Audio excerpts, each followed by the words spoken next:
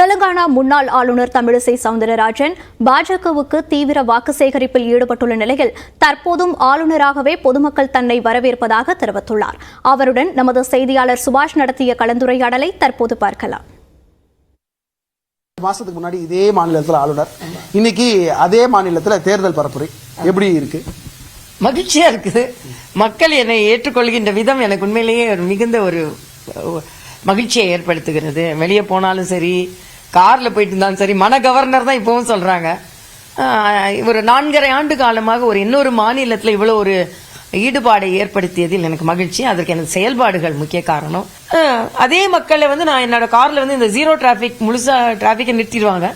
ஆனா அதே இதுல மக்களோட மக்களா எனக்கு டிராபிக்ல பயணம் செல்றதும், மக்களோட மக்களாக இறங்கி அவர்களுக்கு ஓட்டு கேட்கறதும், அவர்களோட பழகுவதும் எனக்கு உண்மையிலேயே ஒரு நல்ல அனுபவம். ஒரு யார் வாழ்க்கையில இப்படிப்பட்ட ஒரு அனுபவம் வந்திருக்குமான்னு தெரியாது. அந்த அனுபவத்தை நான் இறைவன் கொடுத்த வரமாகவே நான் ஏற்றுக்கொள்கிறேன்.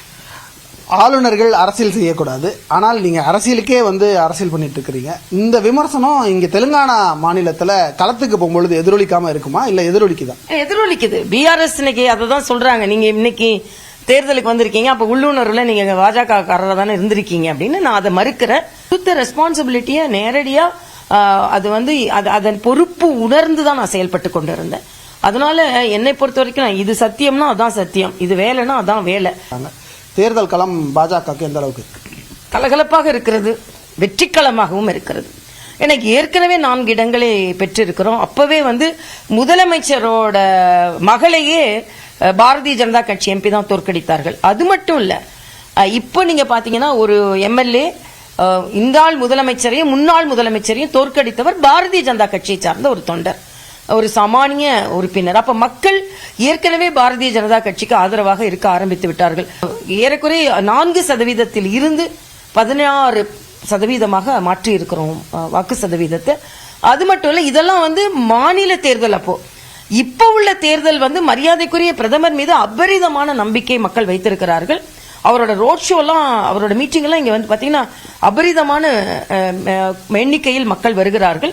அது மட்டுமல்ல, இன்னைக்கு பிஆர்எஸ் ஓட்டு போட்டா யாரு பிரதம மந்திரி தெரியாது, காங்கிரஸுக்கு ஓட்டு போட்டா யார் பிரதம மந்திரி தெரியாது.